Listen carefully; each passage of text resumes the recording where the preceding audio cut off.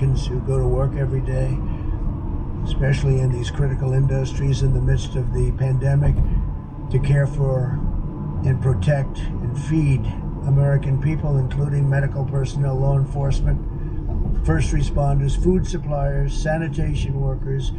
And somebody mentioned today, would you please specifically call out cashiers and clerks at grocery stores who are in danger during the pandemic, during the epidemic.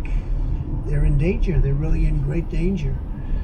And they've been incredible, and I want to call them out to cashiers and clerks.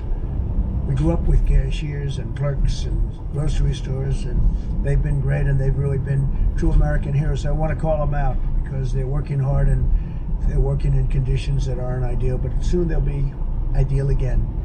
As we mourn the terrible loss of life for this and from this grave pandemic, we're seeing signs that our aggressive strategy to slow the spread is working.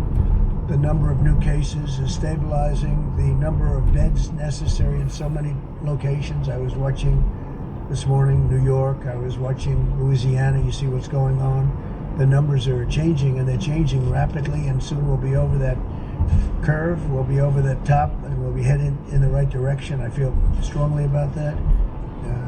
Some terrible days ahead, but we're going to have some wonderful days ahead.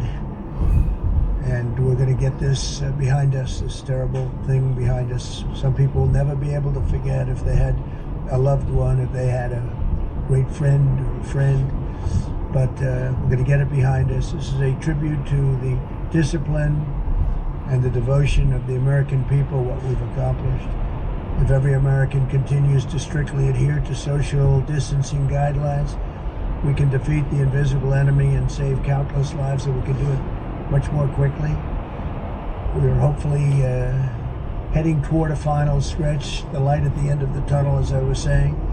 As we continue to wage all-out medical war to defeat the virus, we're also fighting an economic war to ensure we can quickly turn to full financial strength. We have to get our country back. We have to get going. Everybody wants to get going. Yesterday, I asked Congress to provide an additional $250 billion to expand the incredibly successful Paycheck Protection Program. You've seen what's gone on there. It's incredible, actually, which is allowing our small businesses to keep employees on the payroll and get ready for the opening.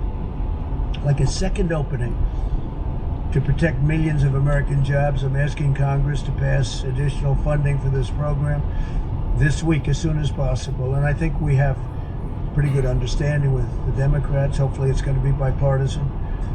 We do not have time for the partisan games, and we don't want that, the obstruction or totally unrelated agendas. We want to do this for the small businesses and the workers.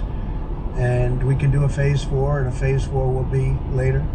This will be an expansion of what we've already done because it's so successful. The $350 billion will be expanded by hopefully $250. And if you look at the kind of loans, thousands, tens of thousands of loans to small businesses, it's a great thing to see. It's turned out to be more successful and more productive than anybody would have thought. But Democrats and Republicans are coming together to get that job done. That's a very important job. In recent days and days ahead, will restore America's health and economic might, but also dimensions of our national strength will be brought together, I think we have a chance to be stronger than ever before. We've learned a lot, and we have tremendous stimulus now, and we're going for more. Hopefully we'll be doing an infrastructure bill so we can rebuild our roads and highways and bridges and tunnels and all of the things that we should be doing for our country. We're going to rebuild our country, not other countries where they don't even appreciate it. As our citizens persevere through this present challenge, we're renewing American unity, and we're replenishing American will, and we are witnessing new American valor each and every day. We see it every day. The daring and determination of our people in this crisis reminds us that no matter how hard it gets, no matter what obstacles we must overcome, Americans will keep on fighting to victory, and we will secure the glorious future that our citizens so richly deserve, especially after going through this nightmare this evil beast. So we're getting very close, and hopefully it will. Hopefully it's on the other side, and it will end soon. And I think it will. And I just think that the people of this country are fantastic. So we'll take a few questions, and then Vice President will take over. Please, go ahead, please. Thank you so much, Mr. President. ABC is reporting that your intelligence committee was warning about the virus as early as November and produced a detailed report about the outbreak in China. When did you first learn about the intelligence, and could you have acted on it then? Well, I learned when I learned about the gravity of it was sometime just prior to closing the country to China. And when we closed up the flights coming in from China and various other elements, and then, as you know, we closed up to Europe. So I don't know exactly, but I'd like to see the information. Yeah, please. President, a lot of Americans want to see businesses reopen, get back so to do work. I, more than anybody.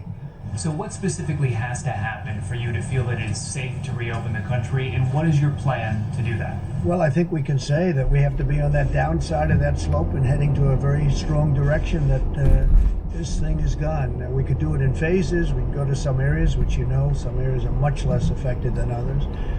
But it would be nice to be able to open with a big bang and open up our country, or certainly most of our country, and I think we're going to do that soon. You look at what's happening. I would say we're ahead of schedule. Now, you hate to say it too loudly because all of a sudden things don't happen, but I think we will be sooner rather than later.